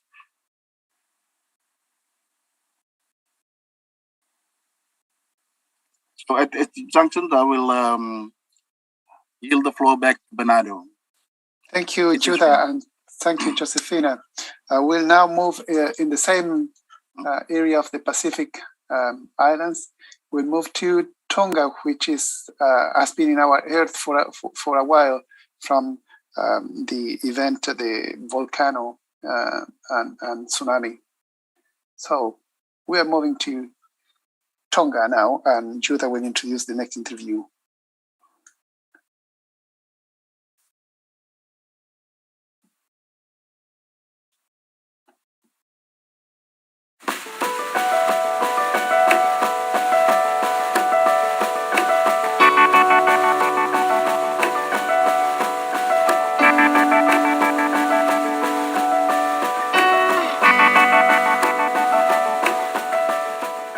The islands of the Kingdom of Tonga are critically vulnerable to tsunamis, as they are located only 200 kilometers from the Tonga Trench, a subduction zone with potential to produce large tsunami-genic earthquakes.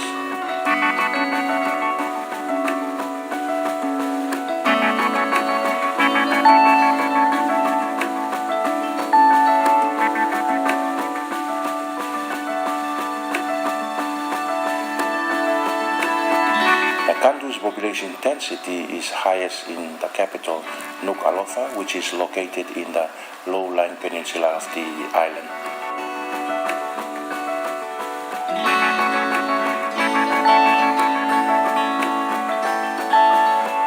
In 2018, Tonga hosted the national tsunami drill with the theme Safely to Safety.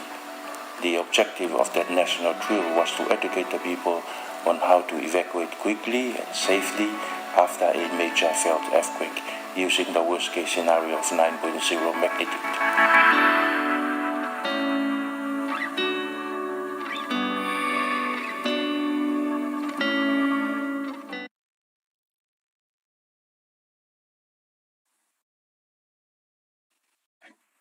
Thank you. Pulvinaka and Malolele Mafua. I'd like to introduce Mr. Mafua Maka. He is the Director of the National Emergency Management Office from Tonga.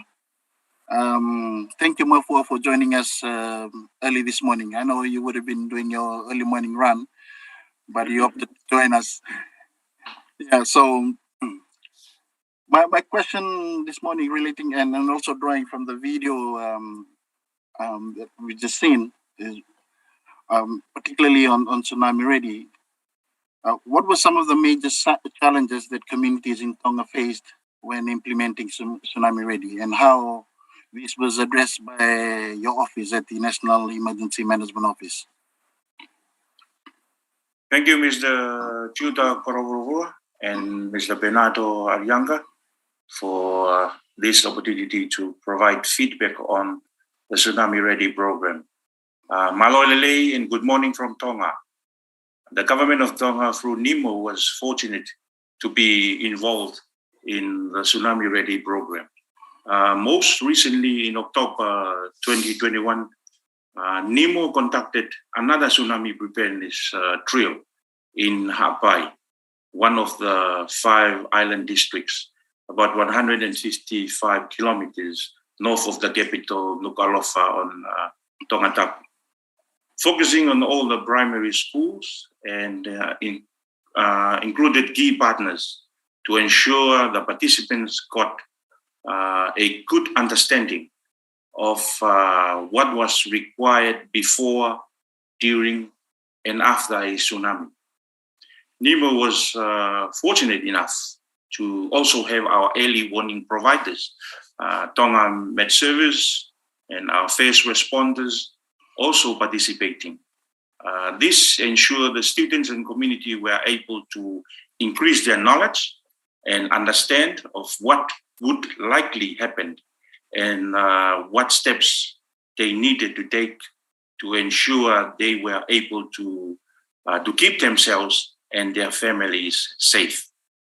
The key was working with our key partners and ensuring the participants gained knowledge by preparing and knowing what the plan was prior to conducting the activity, working closely with teachers who had previously mapped out the evacuations routes was very helpful, and also ensured the students knew what to do and where to go calmly. Tonga has over 170 islands with 5 island districts, and each group geographically different, including having low-lying islands and communities living in low-lying coastal areas across the kingdom. Tonga works closely with the key partners, for example, through the education cluster, which enable access to these school communities, including in the outer islands and the remote islands. Ensuring information, in particular on planning, is accessible to our communities in these remote islands is very important in disaster planning and for the Tsunami Ready program. In Tonga, students too have traveled and live away from the small and remote islands that they grow up in. Working with primary schools in Ha'apai provides an opportunity for students and teachers who may travel to the outer islands to also share their experience and knowledge. While it is a challenge not being able to travel and conduct these drills in the more remote islands. Being able to use our established networks and regularly assists with key preparedness tips and advice on what to do before, during, and after a tsunami. NIMO also works closely with district emergency management committees and village emergency management committees in the community. As you are aware, the recent Hunga Tonga, Hunga Ha'apai volcanic eruption and resulting tsunami in January.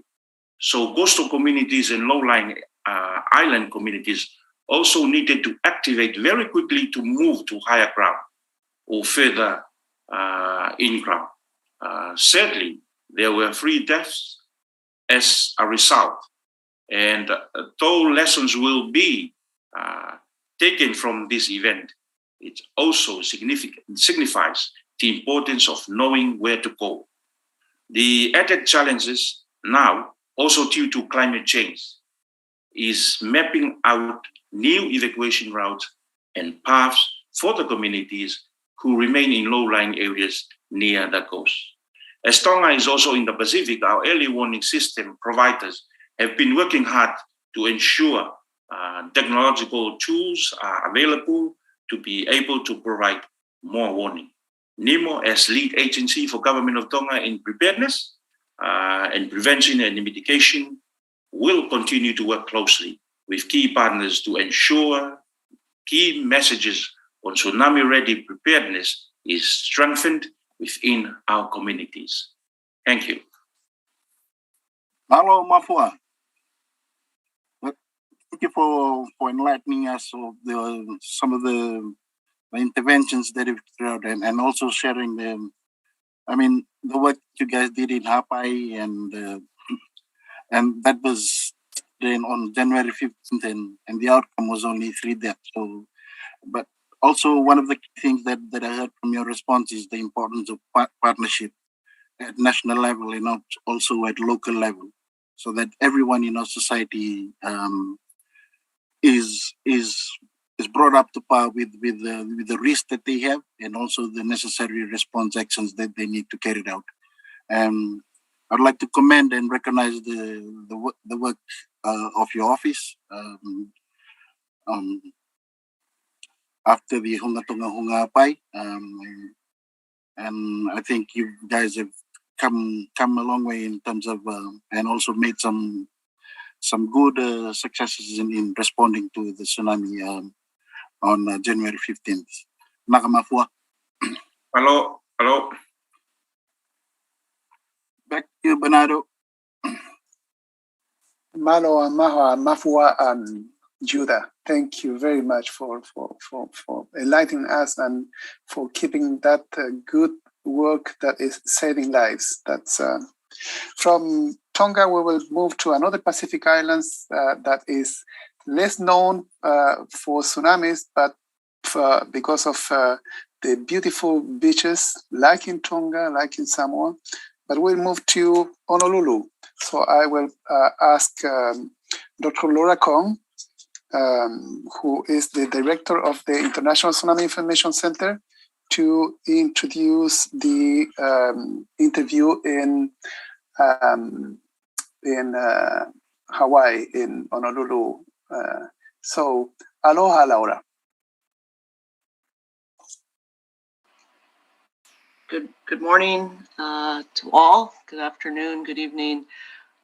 I have the pleasure of coming up with the final tsunami ready effort, and I think what we will do is to first play the video that was prepared. So Angelos, if you could play that, thank you.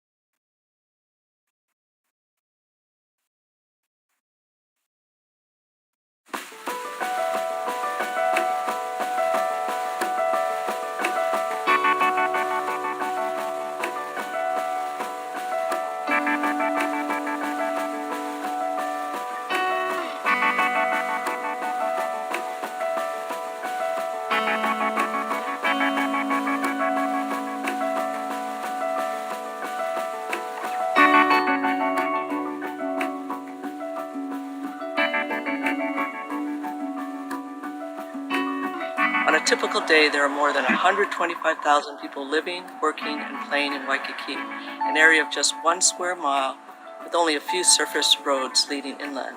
When we talk about Waikiki, the risk, of course, is to the densely populated area, our visitor industry, and our hotels along the shoreline in Waikiki itself.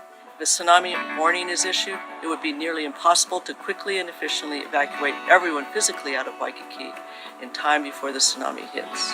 So in this case, we're one of the few counties that highly promotes vertical evacuation. Basically, that means getting to the 4th floor or higher of a concrete and steel reinforced building that's 10 stories or more tall. It's really simple. This well-known policy will avoid panic by visitors because all hotels and condos should have plans and not add to the traffic congestion of everyone evacuating out of Waikiki at the same time.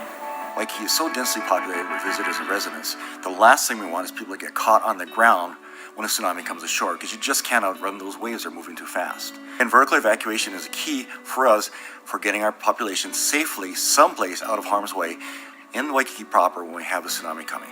With this update on our tsunami vertical evacuation guidance in place, we're going to now be working very closely with our hotel management, hotel security, and also our condominium associations in the Waikiki area to educate them to the fact that vertical evacuation does work. It's a very simple concept, easy to do, and it will save lives.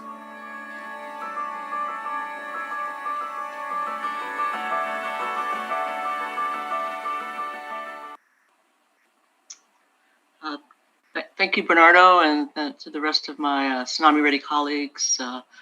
Here in Hawaii, as you saw in our video, we're blessed with an abundance of very nice weather, very nice beaches, clear waters, and as you saw with that, Waikiki is a global destination for tourists, and economically, it's a lifeline to our state with revenue, something like $5 billion of our gross national product, and actually 11% of our jobs.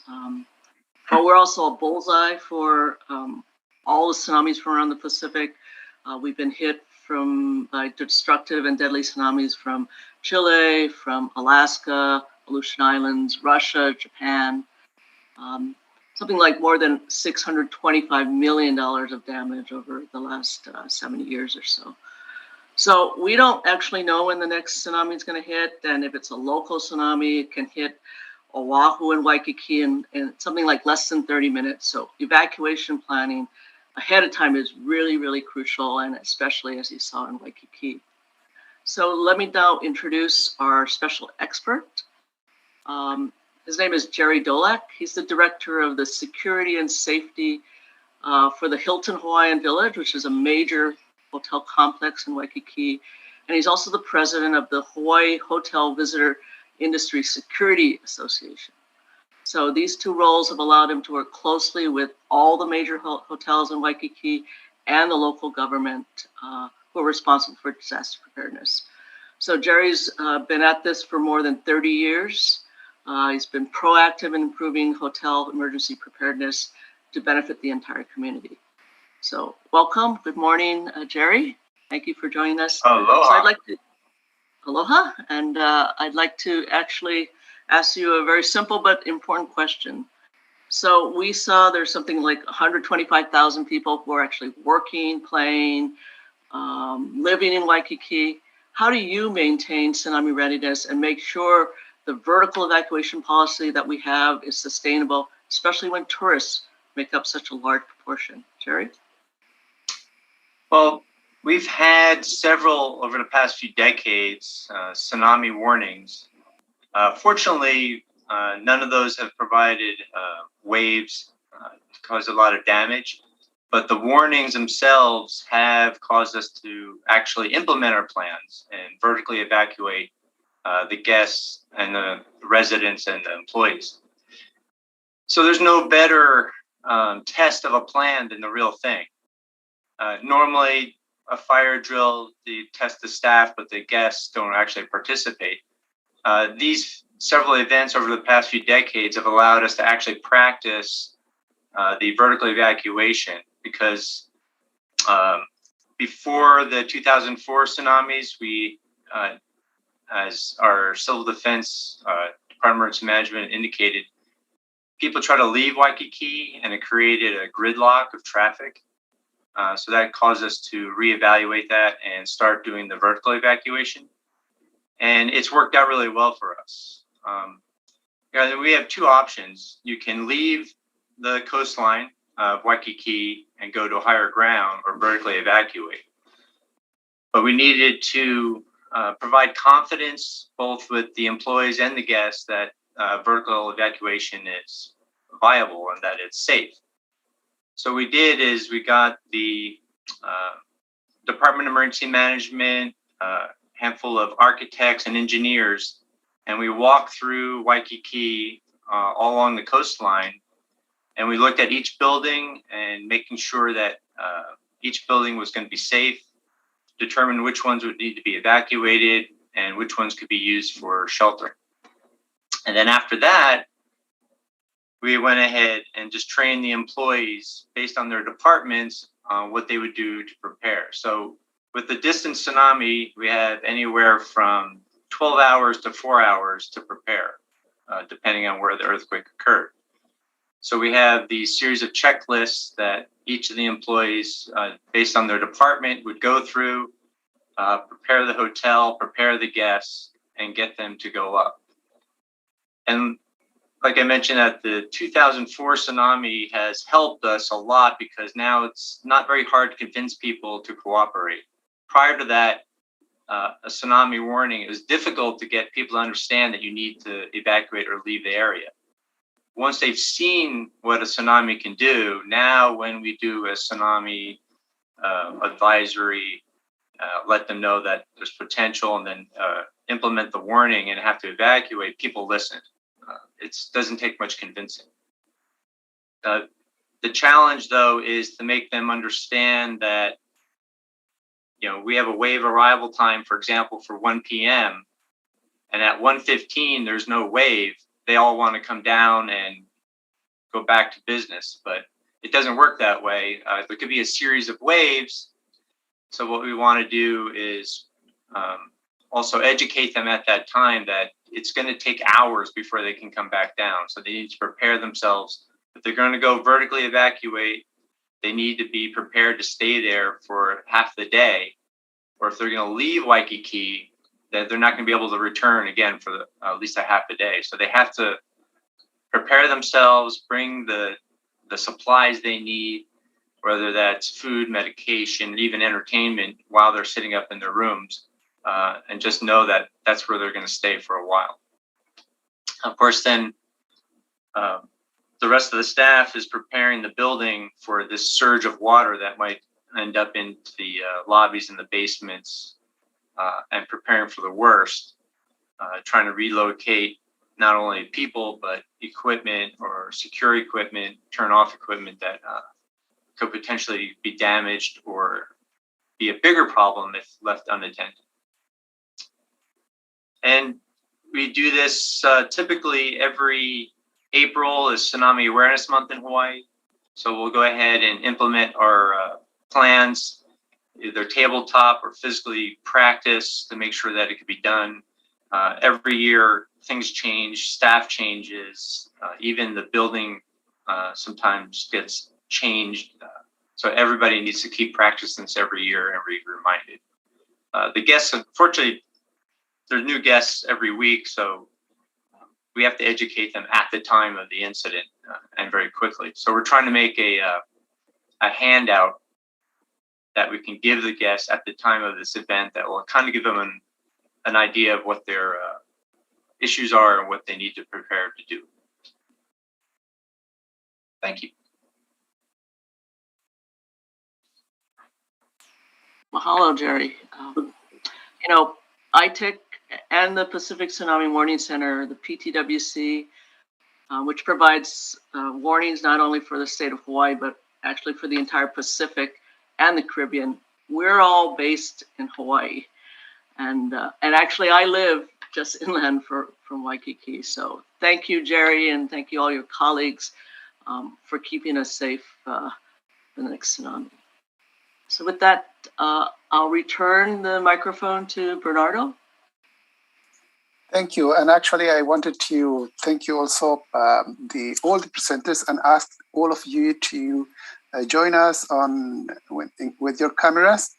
We are more or less in time, so we'll take a few comments first.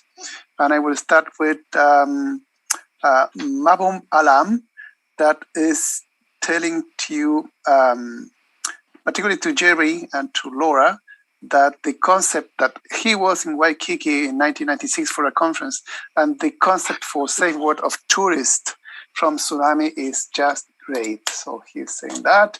And then from Martinique, France, in the Caribbean, we have our friend, colleague, Marie-Noël Rabot, who is sharing with us that she thanks everybody for this journey of testimonies. And she just wanted to highlight the use of arts to involve communities. And we have witnessed this kind of work with walls, painting, and cartoons like Claricia is showing in her background. And then she also emphasized the multi-risk approach, not just for tsunamis, but for other hazards as well. And finally, the strong links required between scientists, disaster managers, community leaders, etc. So I have a couple of questions, or a few questions. I will start with Wilda Omaris because she was first for the Caribbean introduction. What do you consider the long-term benefits of Tsunami Ready for your community, Wilda Omaris? Hi, everyone. Thank you for having me here. So basically, it's been amazing, this journey. You can tell that the community get more involved. And at the end, that's the way we want, for them to be safe and to know what to do. Because as we said, every time that we go to a community, we try to explain to them that as an emergency management, we can be there for them, during the emergency. They need to know what to do. So I think the best thing, that we got after all these years is knowing that some communities are really involved and that they really want to be ready, and that they do they walk just the extra mile. They're doing their own thing, like as we show in the video. We got communities that they do their own murals, that they paint the evacuation routes on the route. Like they're getting involved and they're doing their own stuff. So I think that's the most important thing to involve them. Great, and I will then fly to you, to Fiji, to Utah. Utah on the same direction, but not at local community, but at national or regional level. What do you consider long-term benefits of the Tsunami Ready program for national and regional level? Thank you, Bernardo. One of the long-term benefits that's clear, for at least for me, is how Tsunami Ready will complement how we prepare other hazards as well. So it's not a body of work that's done in isolation, but the elements of Tsunami Ready complements our other preparedness efforts that's done for other hazards like flood, tropical cyclones, storm surges. So it's important for us to have clarity in how we identify this, especially when there's limited resources around us to be able to carry out our preparedness. So and then pull our efforts together.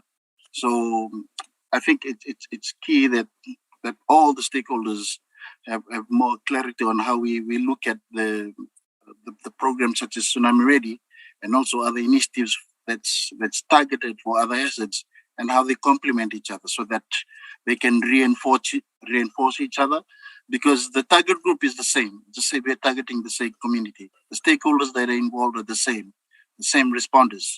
So it's important that we see this complementarity and the linkages among the groups involved, so that we can have a seamless approach, so that we don't waste our effort, so that we save more time and save resources as well.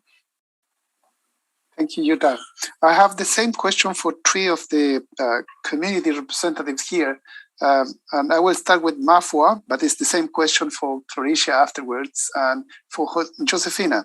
Mafua, how did you will increase community involvement in the Tsunami Ready project? You are on mute. Thank you. Thank you, Bernardo. As the preparedness and response phase is always a whole of government and community, it is always best to be inclusive of all communities, recognizing that different challenges based on geographic location and community makeup. Working through the village emergency management committees that NEMO has set up to also ensure community members are represented on this committee. Thank you. Thank you. Claricia, how you will then increase community involvement in the, how you did increase actually community involvement in the project? Thank you, Bernardo. So as it relates to increasing community involvement, one of the best lessons or best practices that we have is actually through the use of simulation exercises. And so before we can engage in these simulation exercises, we usually go into the communities and we train their first responders, our volunteers. We increase our volunteer pool through that particular process. In addition, we too, very similar to Puerto Rico, we also have tsunami-based murals, and they were solely painted by the volunteers and persons within the community, you know, that would have that vested interest, because we want them to own the ability to respond and to be empowered to respond to the call of the agency, you know, if and when we are impacted.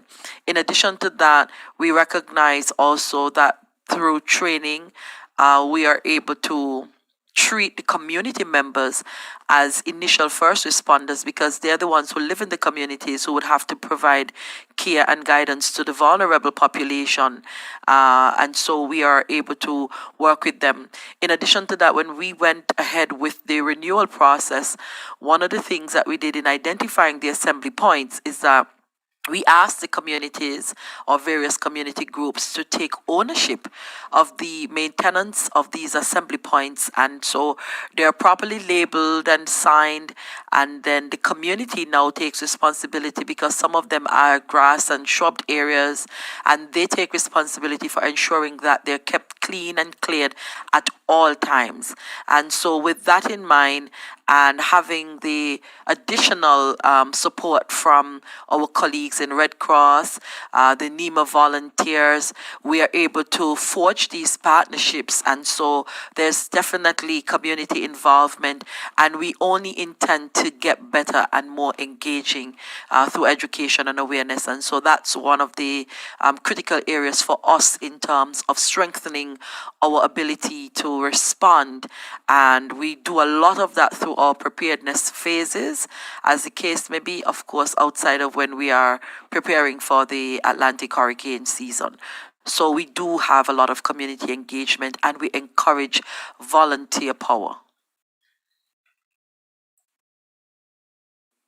Thank you. Josephina. How about Samoa? How you increase community participation in Tsunami Ready? Thank you, Bernardo, for the opportunity again to share from Samoa's perspective. And I do share the same sentiments with Mafua and Claricia in terms of increasing community involvement. Like they said, it's social inclusiveness and empowerment. It's really giving that ownership back to the community, making sure that they are in control. So for our case, when we were implementing the toolkits in developing disaster response plans these communities or the Savaya community had to meet the guidelines of conducting hazard assessments, implementing tsunami signage, evacuation mapping and planning, education and outreach. So these were the types of modules or programs that we had implemented under this toolkit with the Savaya community, making sure that it was driven by the community, the establishment of their village response teams, the establishment of the types of early warning systems that fits with the context of the community. So it's really getting the community involved, not just from the top to the bottom, but bottom up as well. So making sure that there were, the village council was present, but also making sure that the younger generation were present. And just like you saw in the video that was played, where we see the school children, some of the schools conducting simulation exercises. So those are the levels that we want to kind of push to take ownership of these programs, and especially the Tsunami Ready program. So it's really making sure that there is a strong element of social inclusiveness and, of course, empowering the community, because that leads to empowering communities to respond better and really, really take on board the ownership of these programs. Thank you. Thank you, Josefina. And I'm hearing that inclusiveness, ownership, empowerment are key words when we discuss about Tsunami Ready. Okay, I'm turning now to Jerry, because there is much interest on vertical evacuation. There's interest on how you manage with the tourists and non-tourists. So if you can just tell us what are the different roles of staff in the hotels when you practice or when you actually have to go with an evacuation, security, front desk, management, etc. What are the roles and how you alert the tourist, the guest of the hotels, and what about non-hotel guests that are passing by? Or thank you. All right, thank you. Aloha. So normally during any natural disaster, security will take charge because the management of the hotel throughout the year is more preoccupied with keeping the hotel full and the guests happy, whereas the security staff, all they do is think about what can go wrong, what problems could be resolved, and disasters all the time. That's all we think about. And in the time we're a part of a notification system, so we get early notification of whether it's going to be a hurricane or a tsunami or an earthquake. We're notified through a messaging system that the city has set up. It's called hnl.info, and it'll alert us so we can go and look at what the circumstances are and then send that message to our staff, get them geared up, and then make bulletins and PA announcements to our guests, depending on the urgency. Security will be primarily concerned with the evacuation of people, getting them to the higher ground or higher floors, while other departments are in charge of, say, front desk is in charge of communication, because most of the guests are going to look at the front desk as the point of information, the bell staff as well. The engineers are primarily concerned with the building and the facilities and making sure everything's going to be safe and not create a bigger problem. So like I mentioned, turning off electricity, putting the elevators on higher floors at the last moment they can, making sure that the supplies that are in the basements are secure or relocated, because a flooded basement that's full of fuel or chemicals would create a bigger problem. So in part of our plan, our checklist is to relocate certain things to a higher floor as well. The guests also, like I mentioned, need information. They're not familiar with this as we are. We're doing this all the time, and training our staff all the time, but the guests, this is completely new and they're in a foreign place. So we provided a information sheet indicating what their options are, the vertical evacuation being the key thing for them or best option. But if they don't feel comfortable with that, we have to give them the option of leaving Waikiki. And so the city buses will go ahead and switch from their normal routes to actually being evacuation vehicles and making constant runs through the Waikiki area, picking up people to take them out of Waikiki to a safer location. And like I had mentioned, bringing the proper supplies with them, to whether it's to their room or if they're going to leave Waikiki, they need to know that they have to spend possibly not just a half a day, but maybe a day or two wherever they're stuck.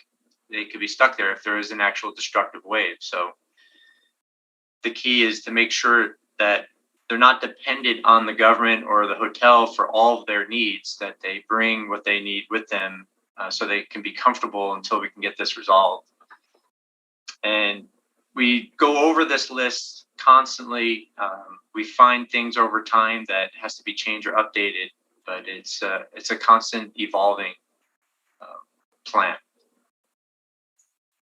Thank you, Jerry.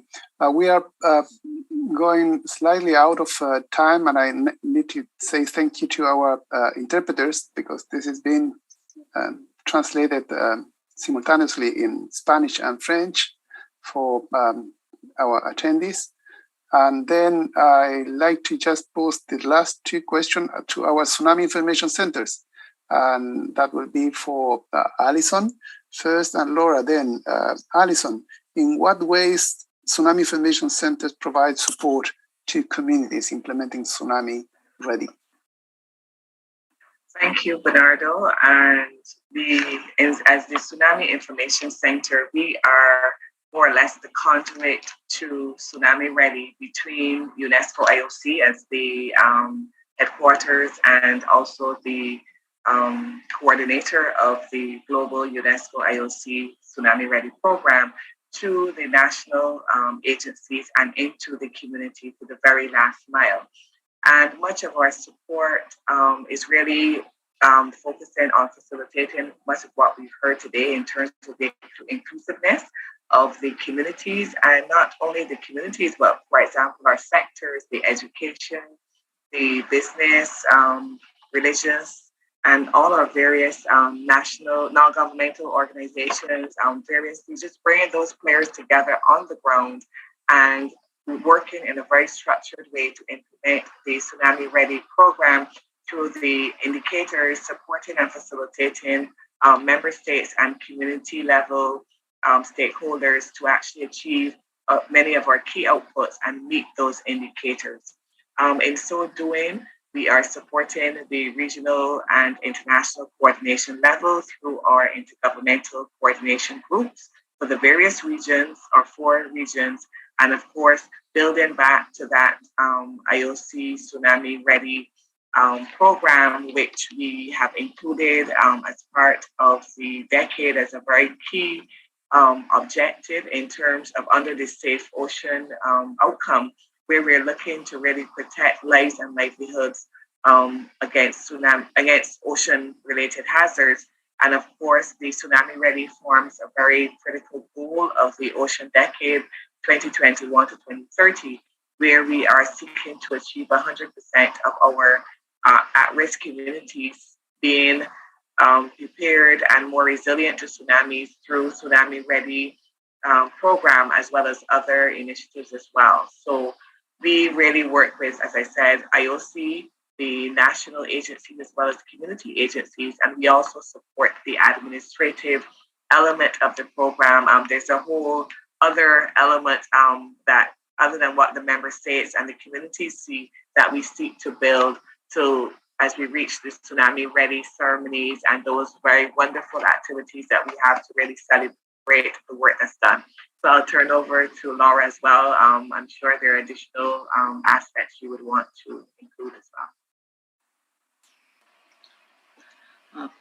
Thank you, Alison. I think you probably covered everything that we do, but I think in I think what we do as a TIC is basically we are the connecting tissue to what we might say the detection system, which are all the experts, both internationally as well as nationally and at the community level, who are providing that first level of warning, and then to the community who must know what to do. So oftentimes we say a perfect warning is essentially useless if people aren't prepared and know what to do.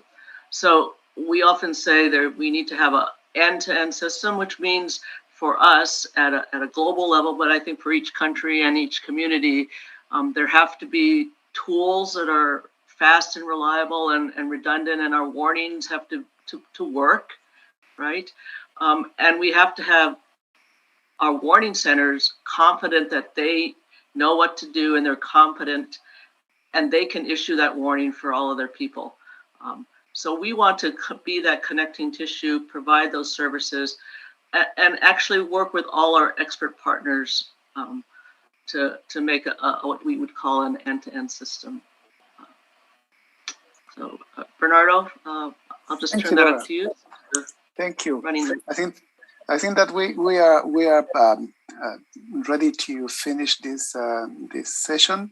Just to share that there is a lot of thanks through the chat and to the comments to your kindness to share your experiences, and people find it very, very useful, insightful information. These are the words that are in the chat, and just that. I think that has been a nice journey, and we hope to repeat that in the future.